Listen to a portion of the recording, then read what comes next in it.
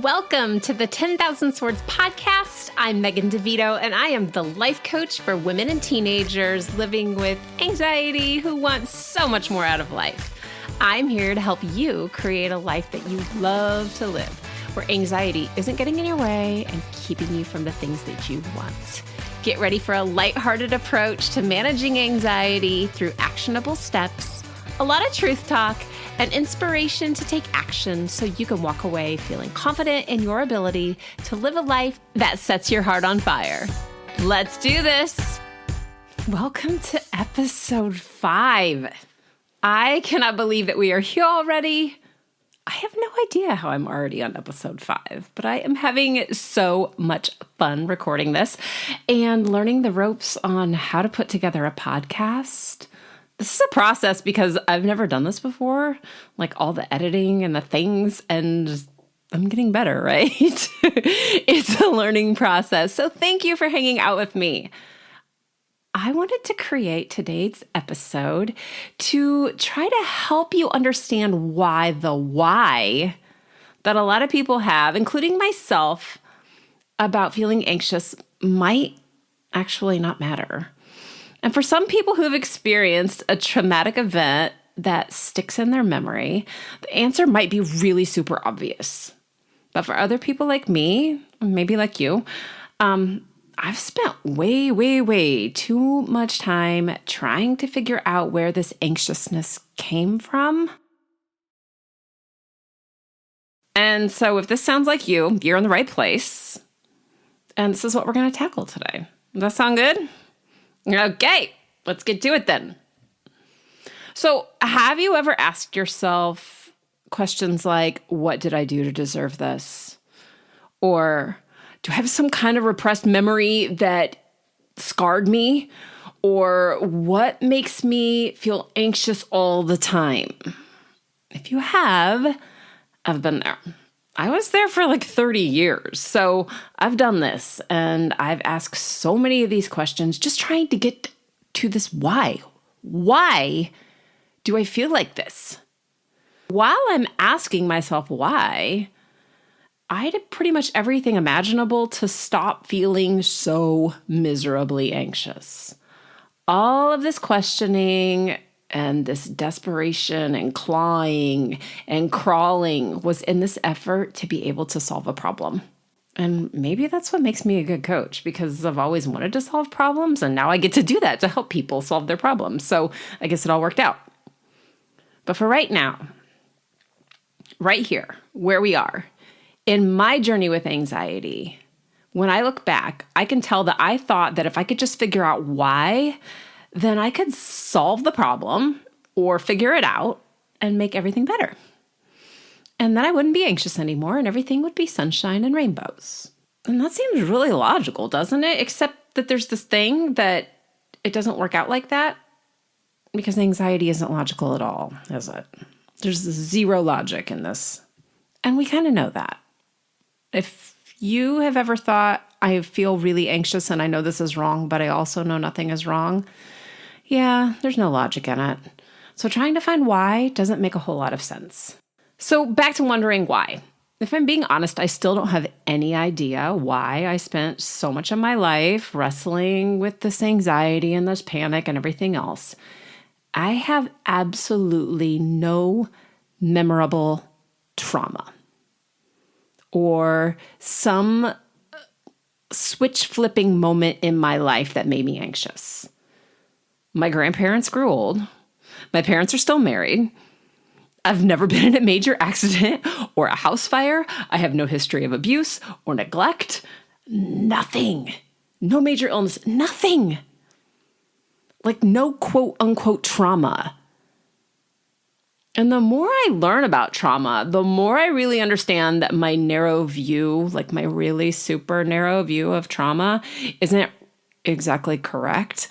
In my head, trauma was when you had this life-altering huge event, like war, right? Or a horrible disease. That would be traumatic. Well, that's not really what it is at all, and I'm going to talk about that in just a minute as well. But I want to go back to the why before I move on to something that I've found to be a lot more effective in healing my own anxiety and helping me feel really, really good, getting me to where I am right now, recording this podcast for you from the other side of where I was in the past. There are some whys that really could make you anxious. So when I say the why doesn't matter, that doesn't mean there's not a reason. It just means that it may not be the thing that we need to focus on. Things like being highly sensitive, because I'm highly sensitive, guys. I'm kind of a crier. This could just, maybe be like I need to get thicker skin. Maybe if I was tougher and I didn't take everything personally, or maybe if I didn't cry in that Sarah McLachlan commercial with the puppies in the cages, that kills me every time. And then if you're young, you won't remember this, but there used to be this commercial on at Christmas time, and this guy comes home for Christmas, and he walks in the house, and his mom's all surprised, and she's like, oh, Peter! And then they go drink coffee, like Maxwell House or Folgers or something next to the Christmas tree, and I cry. I cried when I was little on this one, and now that I have college kids, it's worse, and it makes me cry again. So yeah, I'm highly sensitive, and that's probably part of it. And I want to go back in time to when I remember thinking, oh, that's like so sad and happy and crying in this commercial. Okay, so let's back up. My anxiety started when I was about 8, and I feel like I need to give you the backstory so that you can understand a little bit about where I'm coming from. When I was in 3rd grade, I remember going down to this little glorified closet that we called the sick room at my school. I went to this tiny little county school from kindergarten all the way through 8th grade. And I would not feel good. And I just wanted to go be in this room. I wanted to lay in there and sleep or just cry because I wanted to go home. I didn't really like school at all, which is kind of funny because I grew up to be a teacher. But it's funny when I think back, I wanted to make bulletin boards, which is such a crappy part of teaching. But at that point in time, I'm like, wouldn't it be so cool to make bulletin boards? Oh, live and learn, right? So I didn't like school when I was in school. I was bored. I was super self-conscious.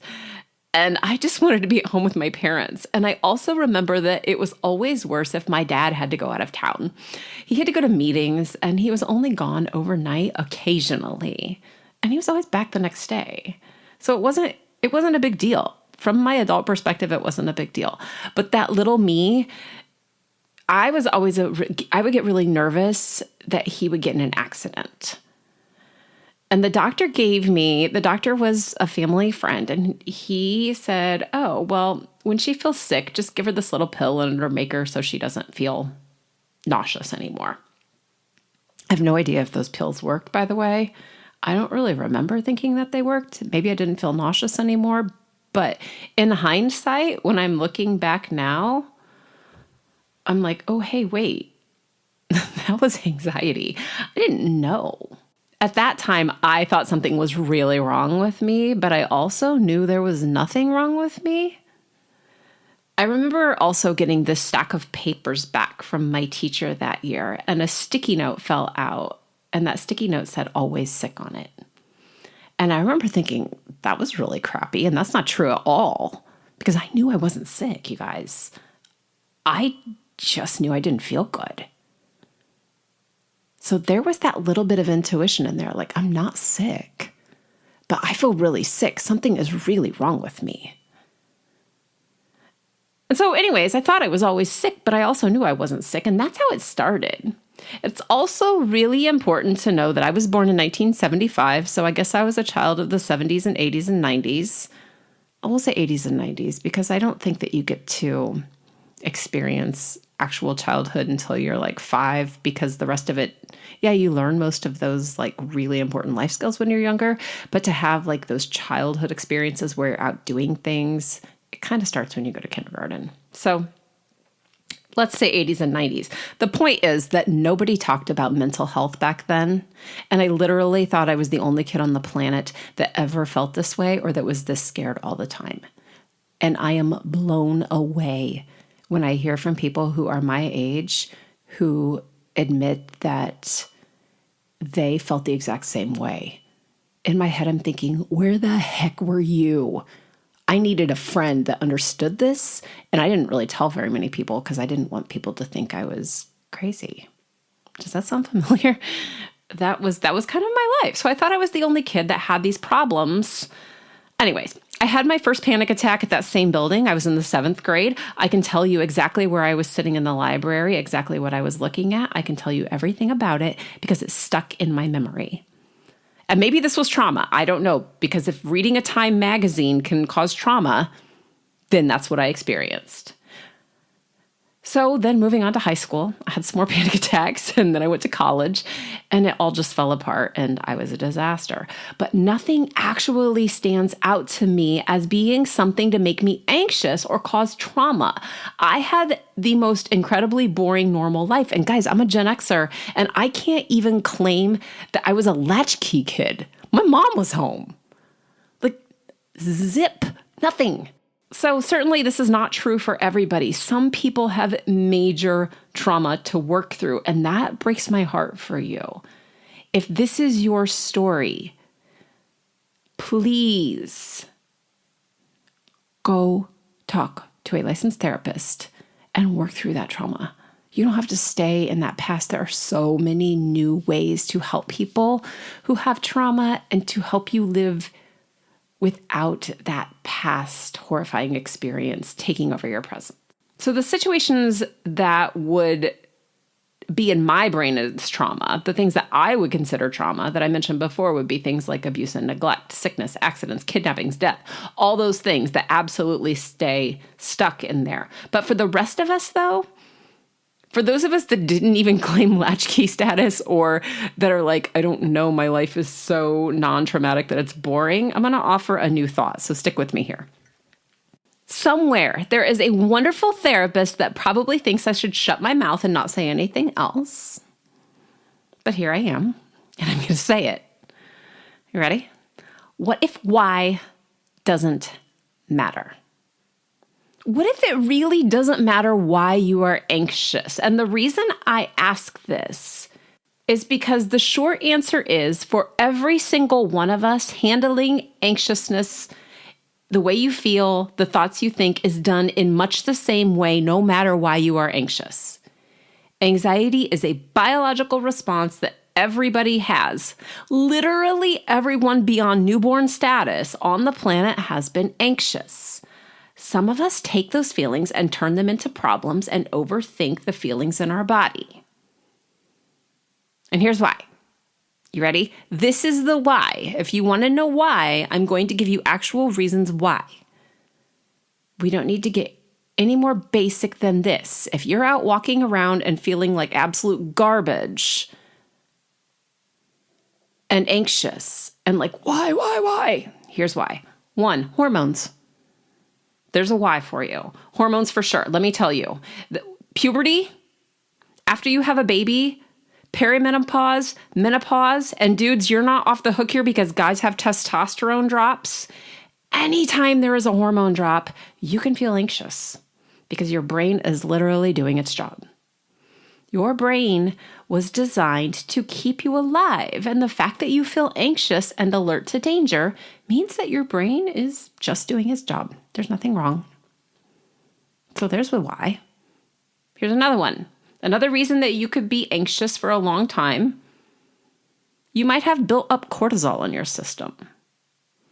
You can build up cortisol for lots of reasons, and it takes a while to get it out of your system.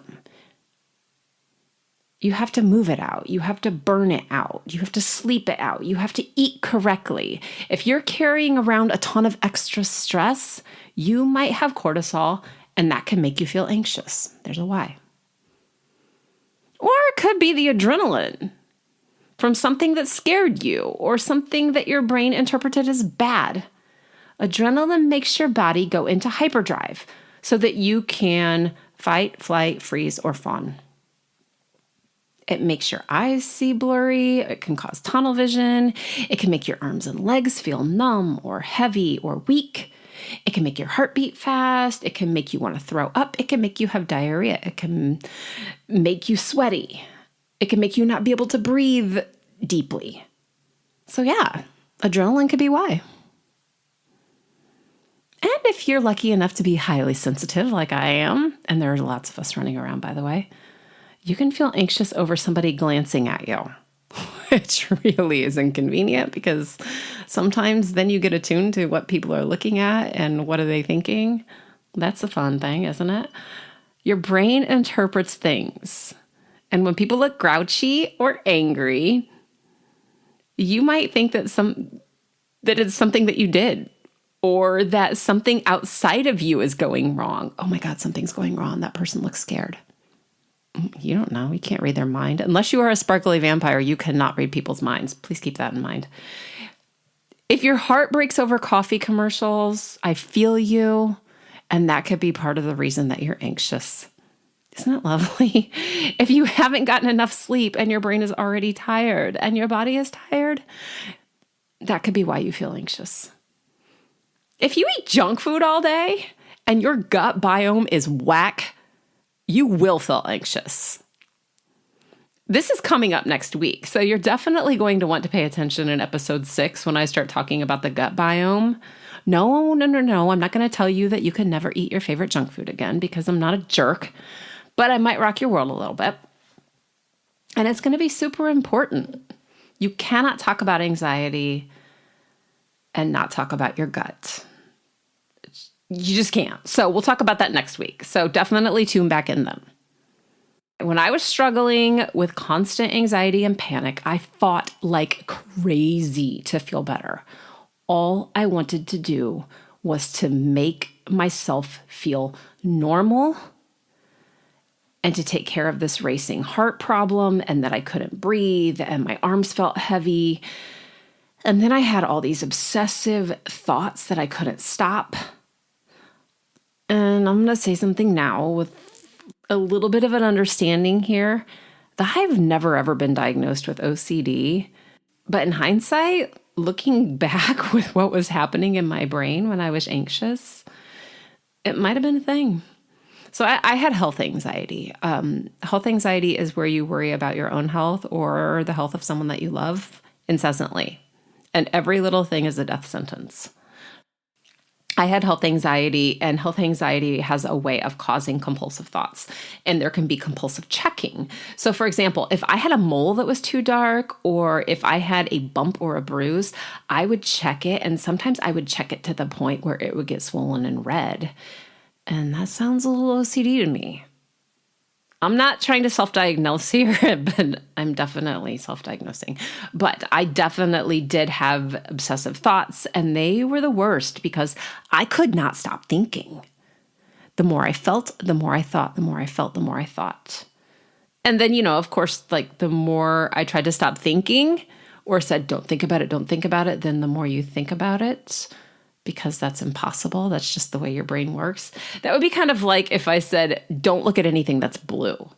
And all of a sudden, it seems like everything around you is blue. Like, why is there so much blue in this room? And the same thing goes for anxiety. The more you try not to think about the thing that you don't want to think about, the more you're actually thinking about it. And that's what I was doing. I would think, no, I don't want to think about that. It's scaring me. I don't like it. I don't want to think about it. And why am I thinking about it? Maybe that's why I was anxious, and it really means, or what this really means and why this really matters is that why doesn't matter. It doesn't matter which one of these reasons you are anxious, unless you have something where you are reliving an experience from the past over and over on a larger scale. Because I suppose technically all anxiety is reliving something that you've experienced before. I'm talking something like trying to work through a huge past event. Okay. I'm not talking about high functioning anxiety here. I'm talking about like PTSD and big time trauma stuff. That's different. But when it comes to working through anxiety and all that comes with it, it's all about how. Forget the why. Think about the how. How do you move forward? How do you calm your body down? How do you distract yourself so that you don't think about not thinking the things you don't want to think?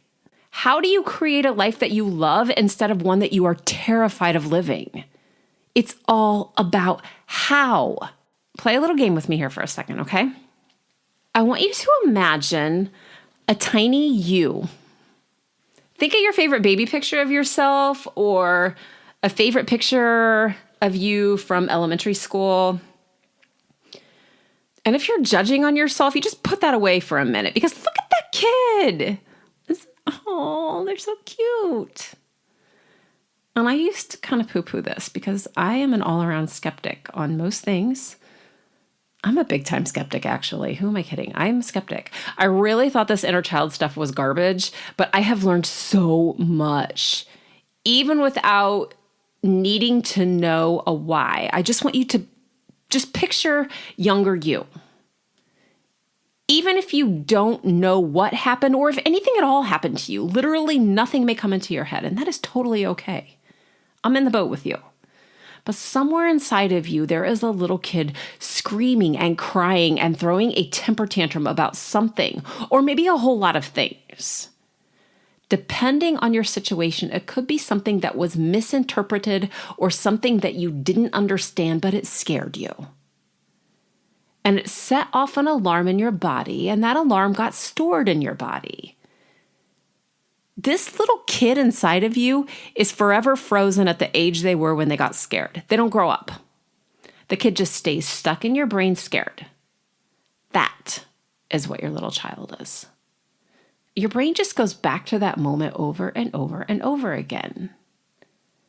Your brain stores things, almost like a file on your computer or like a pop-up browser, where it knows what happened in the past at some point, and it just pops back up every time. It does the same thing. You don't have to know the day it happened. You don't even have to know really what happened.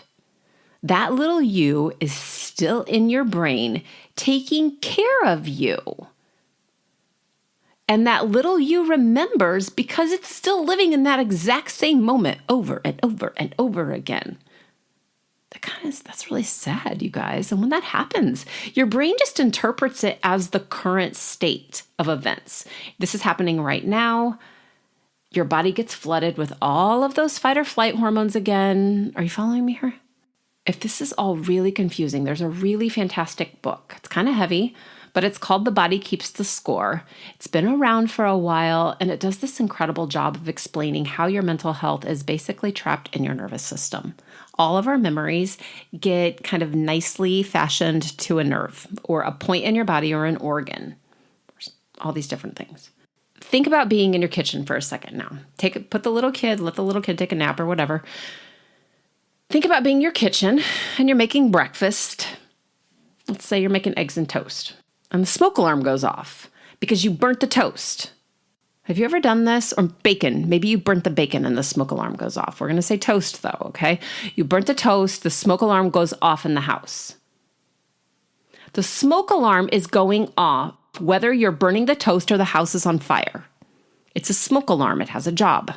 This is what's going on in your body and in your brain when you're anxious. The body feels anxious from all of these hormones, the cortisol and the adrenaline and all these other stress hormones that come out. And it sends off an alarm just like the fire alarm in your house. The brain is hearing the alarm and assuming the house is on fire. It has no idea that you just burnt toast. The brain doesn't know that there's nothing wrong. It just reacts, and it will feed you the most garbage thoughts that you've ever had. And yes, it will absolutely make you believe them. Tell me that you are not absolutely convinced that either everyone hates you, or you're going to crash your car, or you're going to have a heart attack, or that you have all the diseases, or whatever else your fear is. It feels real, doesn't it? They're super believable. It's just doing its job. And we can't even get mad at it because there's this little you inside crying because it's terrified or scared of things that did something wrong or whatever.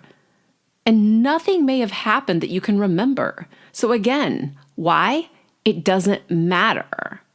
If you're trying to move forward and you're trying to deal with these feelings and these thoughts, focus on the how. This is where coaching comes in. I'm not about finding hidden trauma. If you know you have trauma, I want you to heal from that trauma. I want you to find an incredible therapist that you can trust. From my stance, how you deal with this is the same no matter what your anxiety is focusing on. It doesn't matter why. It's a process of understanding how your body feels, learning how to let those super uncomfortable and really super scary feelings mean absolutely nothing, and how you move on. It's super simple, super duper simple. I mean, it's not easy, because if it was, you'd already be doing it, right? But it's simple. I'm going to tell you how. And you might want to take notes. So take a minute and go ahead and feel free to pause the podcast if you need to. And you can come back and write this information down. This is super journaling content. If you've wanted to start journaling and you don't know what to write about, I'm about to give you a few really good prompts. Okay, hit pause, come back, and I'll be right here. First, I want you to know about how you react when your body sounds the alarm. And I don't mean once you've gotten to the point where you're in full-on panic or really super anxious. I mean that very, very first signal that your body gives you that something's up. Almost a whisper, like a twinge. The tiniest bit of adrenaline has come out, and you're like, whoa. And maybe you feel it in your throat or in your solar plexus, or maybe in your arms, wherever that spot is for you. It can be really, really tiny. And this takes some intention to notice this. You actually have to maybe get anxious again until you notice it. And then you'll be like, oh, that's how that felt. Pay attention to that. That is your smoke alarm going off. That is really, really important. Because when you feel that, what do you do? What is your reaction? Or even when you don't know that feeling, when you start to feel anxious, what do you do? Do you freak out and cry and call your parents like I used to do? Do you take a Xanax? Do you go for a jog? Do you just get in bed and try to sleep and so it'll go away as quickly as possible? There is no wrong answer. Just notice. What do I do? Do I flip out because I'm scared to death? Maybe. It's okay. Be gentle with yourself. We're just being curious here.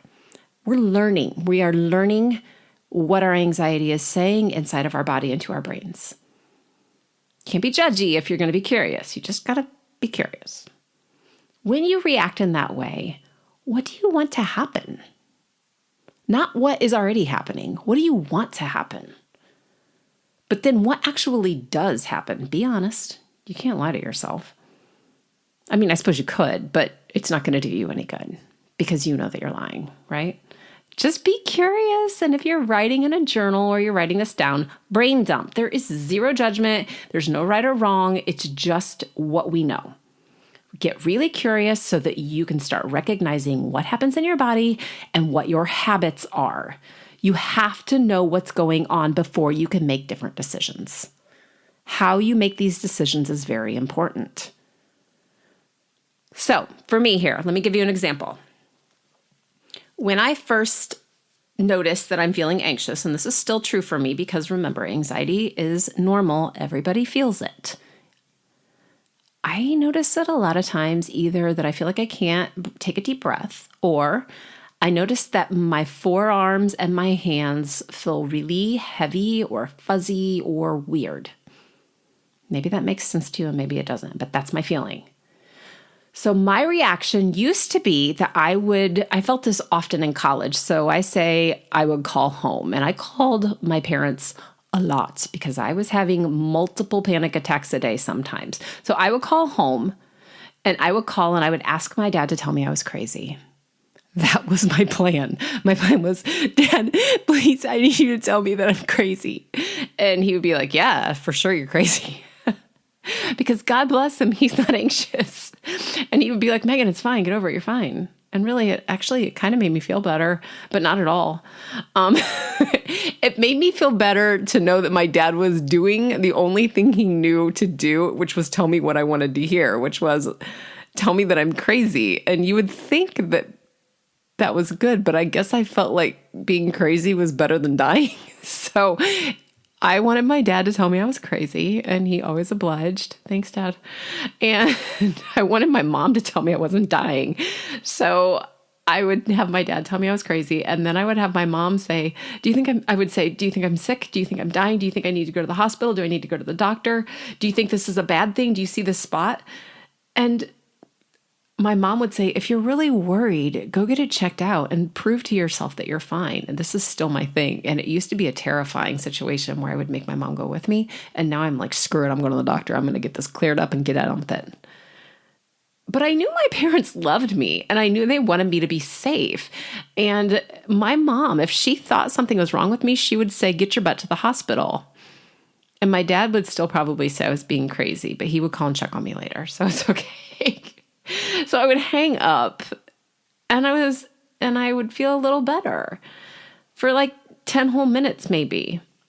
And then I wasn't fine again. And this was my habit. And at that point, I felt good for a minute. And then I went back to the same scary thoughts because my body was still incredibly anxious.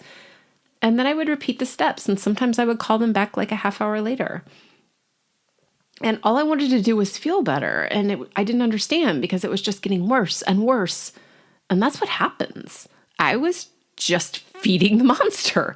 And what I mean is that when you buy into a scary thought and you go ask someone else to make sure you're okay, you're actually telling your brain that something is not okay. So it repeats the cycle. It gets bigger and stronger every time you go and call for help. Every time you do that little side poke thing, like, isn't that so weird that I would think that I have liver cancer? And you just look around and hope somebody says, that is insane. That's seeking reassurance. It's just a sneaky, sly way to ask for reassurance. And let me tell you, I've done that too. And that just tells your brain that there's actually something wrong that you need to take care of. It's kind of painful, isn't it? Like you're just trying to find some help out here. And it makes everything worse. It's really important to pay attention to how you think about those feelings inside your body when you feel anxious. When you figure out where you feel it in your body first before you fall apart, when that smoke alarm is going off, this is when you step in. And this is super duper important.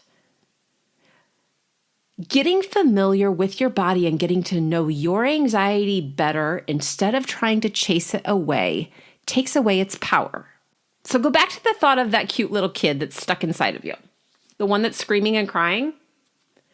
This is right before they lose their mind. They are giving you every sign you need to know that something's going down.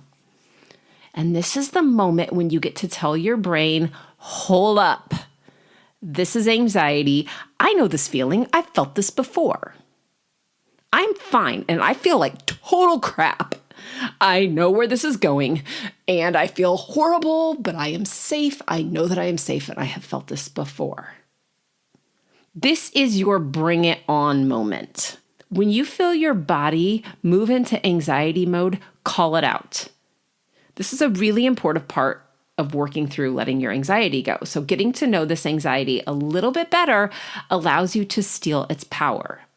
Knowing what it feels like, how you usually react, and then deciding what you are going to give it and what you are not going to give it is powerful. The goal here is just to intentionally allow that anxiety to be there and not mean anything.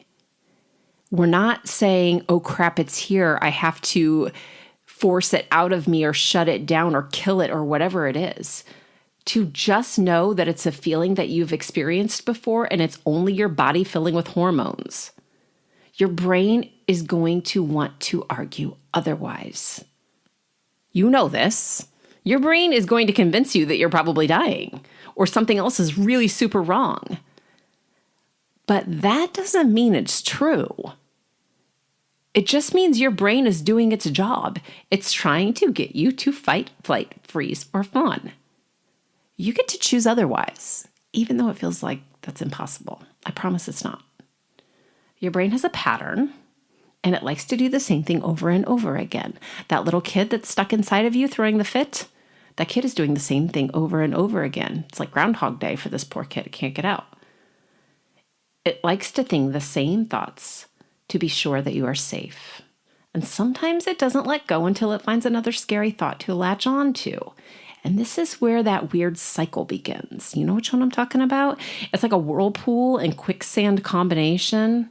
And it sucks you down and swirls you around, and there's just no way out because as soon as you think you're going to get out, it sucks you back down again. So you might wonder if it wasn't that one thing that I thought was wrong with me, then it's got to be this other thing. And oh, I'm fine with that. So it must be this next scary disaster. That's wrong. Your brain will offer up all the suggestions in the world on why you are likely in danger. Does this sound familiar? This is when I used to jokingly say that I've had every disease under the sun and absolutely none of them because my brain would offer up, oh, Megan, you don't have liver cancer, but you know what? You probably got this other scary thing instead. You should check. This is what I did. What do you do when this happens? How do you handle this? What do you do to put the brakes on? This is important. How you get back to feeling normal again and like your old self is based on this moment because it's not uncommon to get something that I like to call an anxiety hangover, where you were incredibly anxious one day and you still feel it the next. Just like the day after you drink too much. You drink too much, you wake up the next day feeling like absolute hell. So an anxiety hangover is very similar. And you wake up and you feel anxious and it's like, oh my God, I don't want to do this again. I just want to go back to sleep. I don't want to do anything. You can get a really nasty anxiety hangover because your body still has some of those hormones in it that don't burn off quickly. Adrenaline's a quick burn. Cortisol, it likes to hang on a little bit. And when your body already has that energy stored in there, and you wake up and it's the first thing you feel, of course you go right back down that path because you're believing how your body feels. And as soon as you buy into that, your brain goes right back at it because it thinks something is dangerous. This isn't uncommon. Like you may even have noticed it and be like, oh, I didn't know that's what was going on. And if you don't have a certain period of time between one anxiety attack and the next, then that cortisol from the anxiousness or the constant stress, even if you've never had an anxiety attack or a panic attack, constant stress builds up cortisol, and you can have high functioning anxiety and be miserable, walking around absolutely miserable. And it's not going to go away until you burn it out. Teaching your body to relax and your brain not to buy into those feelings is crucial. This is the stuff that we use to create change. Teaching yourself how you feel and that the feelings mean nothing is step one. It is uncomfortable, it is scary, and you are absolutely safe. This is what we work on in coaching, and this is where it gets good. Because I get to work with people who've lost their confidence and their motivation because anxiety is just pretty much taken over. It's all the time, the thoughts, the way their body feels, it's out of control. So they're going through the motion of life and missing life. Going to work and school and doing all the things why they feel like they're going to throw up or crumble any minute, that is not living. That's surviving. It's a horrible way to live, and it doesn't have to be that way. And this was me for like 30 years. So you and me, in a coaching container, we create safety and this clarity by understanding how your body actually feels and how it reacts through habit change. You actively sit in and move through the anxiety by creating some new responses when your body feels like crap and when your brain starts to offer up scary thoughts. Because while your anxiety is completely normal and completely biological and completely scary, your response to those feelings and those thoughts is a choice. You do not have to freak out. You do not have to believe that something is wrong. You absolutely can choose to be uncomfortable and think thoughts like bring it on instead of oh crap. And when you challenge that anxiety, it starts to shut up and it shrinks away. It's just a bully. Okay, if you are ready to start choosing new reactions, if this makes total sense to you, if you really want to start calming down your body and so that your brain can calm down too, go to the show notes, click the link, and schedule a consultation with me. These consultations are free. They're super powerful, super duper fun, and you're going to be thrilled at what you learn after just a consultation call. You're going to know more about what's going on inside of your brain and body in 1 hour, and then you get to choose what comes next for you. It's all a choice. I know, it seems crazy, doesn't it? And ridiculous. And it might sound a little bit impossible right now, but if I can do it, so can you. And if I've done it, that means it's not impossible. I know it may not feel like a choice because who the heck would ever choose to feel this way? But it is, and you get to make it. Okay, I will be back next week to talk to you about food, and who the heck doesn't love to talk about yummy food? So I will see you then. And in the meantime, you take care and you make it a great week. I will talk to you soon. I hope you enjoyed this episode of the 10,000 Swords podcast. Be sure to subscribe and leave a review so others can easily find this resource as well. And of course, when you're ready to explore coaching with me, just jump over to 10,000swords.com and schedule your free consultation. See you soon.